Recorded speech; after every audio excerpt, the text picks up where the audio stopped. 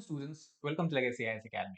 So, in today's video, we are going to discuss about a recent protest that has erupted in China in protest of lockdown that has been imposed by the government of China to deal with the COVID cases. So, we are going to discuss what is the ramifications or a possible ramification of this protest, whether it bodes end for the Communist Party regime in China, and what does it tells about the Xi Jinping, who is the current premier of China, who just have we can say came into his third term in the last month. So let us try to understand this whole process events in a more detail.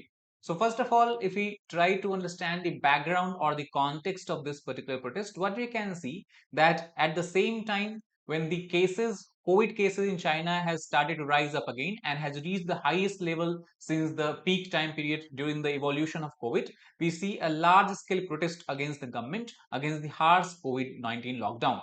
Not only the protest is limited to some smaller geographical region, but we see that the protest has spreaded even to the dozens of university campus, and a lot of students has come and has supported this particular protest. So what we can see that this basically many experts around the world are saying that this kind of large scale protest is unprecedented in nature, has not been observed since many decades in China, and thus obviously it presents a sort of unprecedented challenge to the Communist Party and the Xi Jinping rule in the China.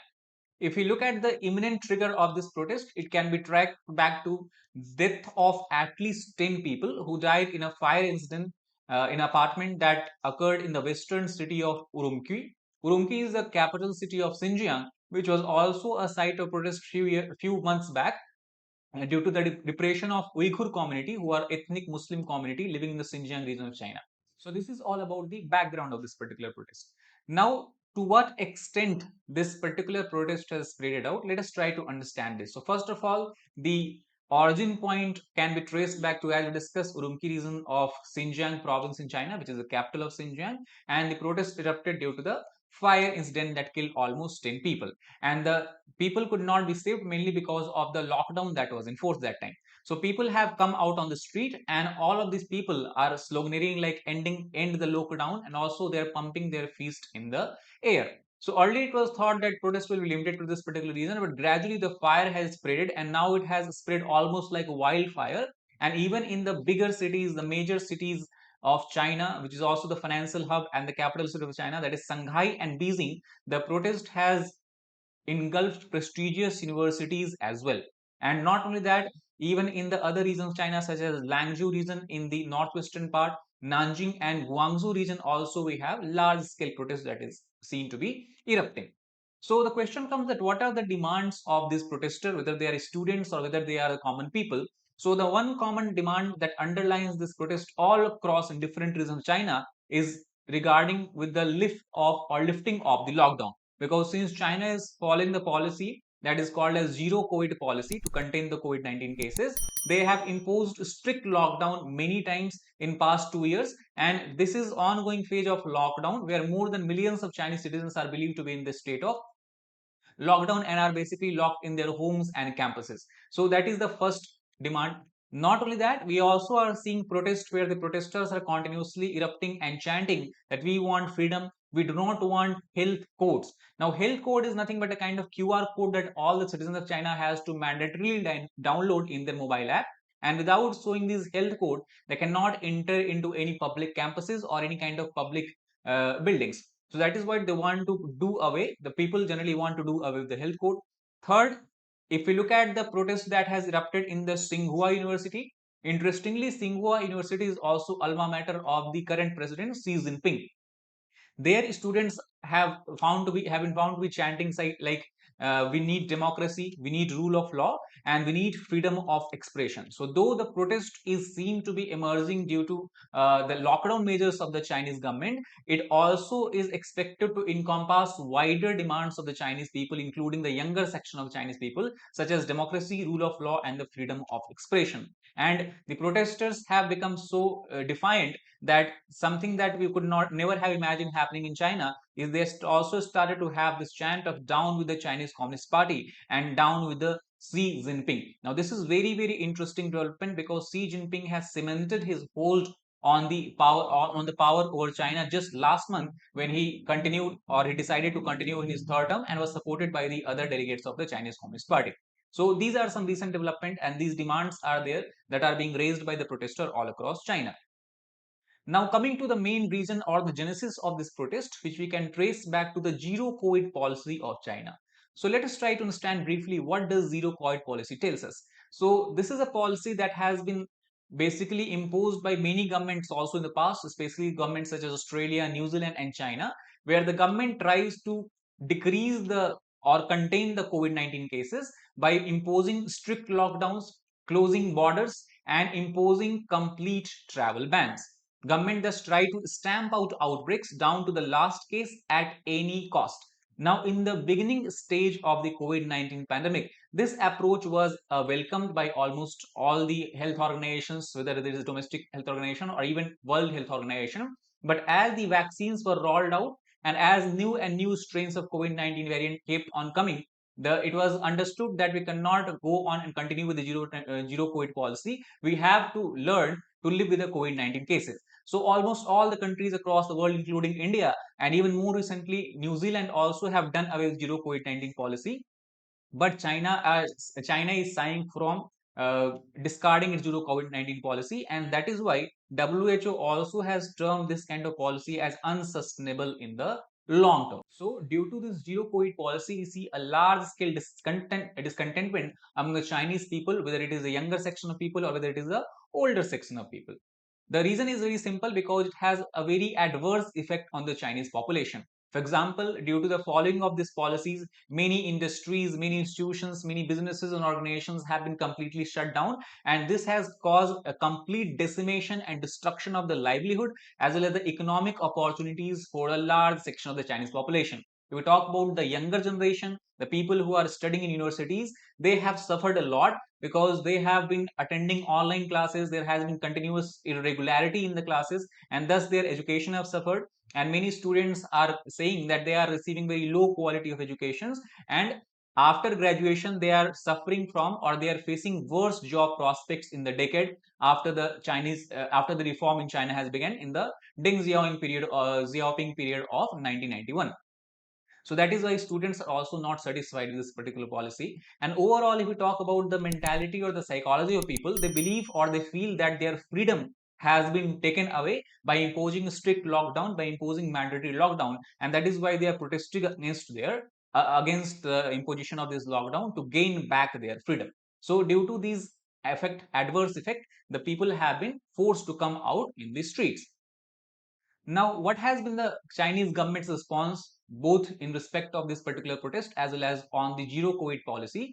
So, what we can see that recently the statement has been released by the Chinese government representatives, where they have said that despite all these challenges, despite all these problems and protests, they would continue to firmly adhere to zero COVID-19 policy.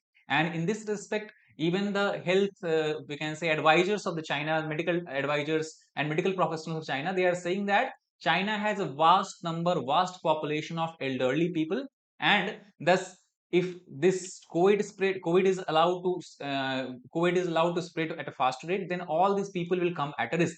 And since these are the older people, they will be at a higher risk of hospitalization. And if they are hospitalized, obviously the medical system of China could not cope up with the pressure and thus could face a complete collapse. And it is due to this reason the justification of COVID policy, zero COVID policy, has been given by the Chinese government.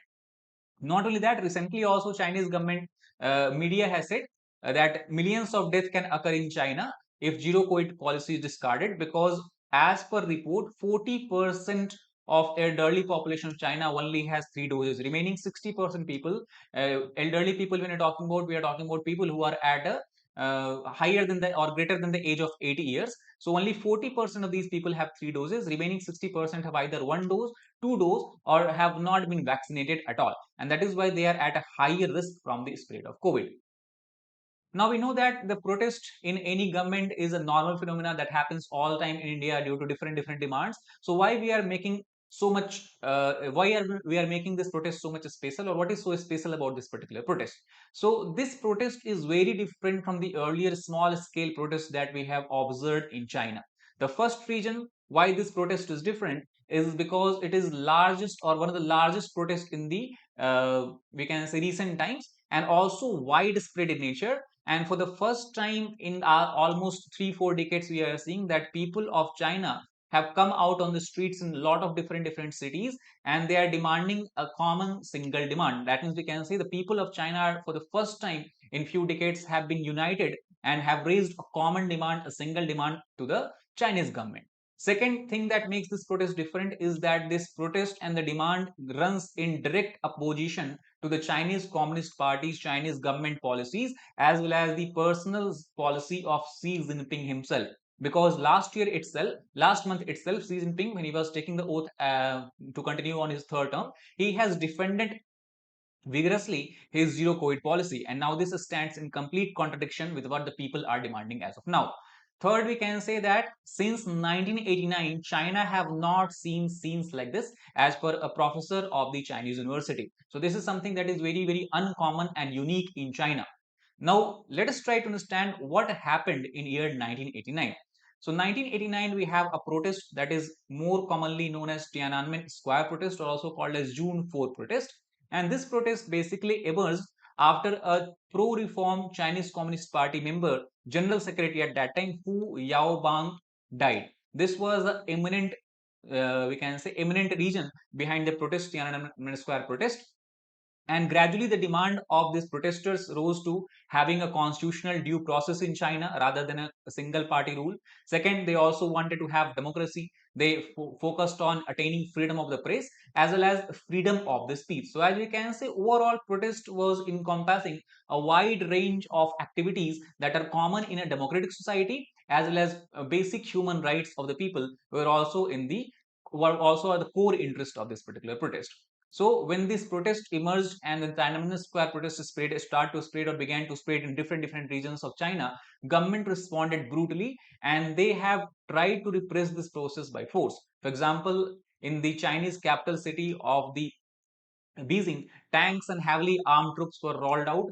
Chinese government tried to discard this protest by calling these protesters as counter-revolutionaries, and as per the official data, almost 241 people, including soldiers, were killed. However, 7,000 people were wounded. As per the unofficial estimate is concerned, these numbers stand to be much more higher, much more greater.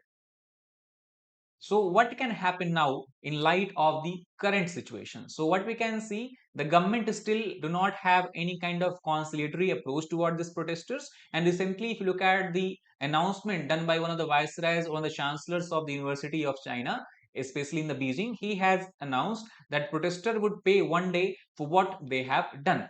Second, it is believed large scale by many experts that government or Chinese government will respond by its well-known method of repression, arrest, and prosecution. And this is something that does not basically rattle the nerves of Xi Jinping, because as far as he is concerned, he still has full support of the Chinese elite as well as the Chinese military or the People's Liberation Army. So as long as these two people or these two groups are in the Xi Jinping side, there is no any meaningful risk to his grip of power.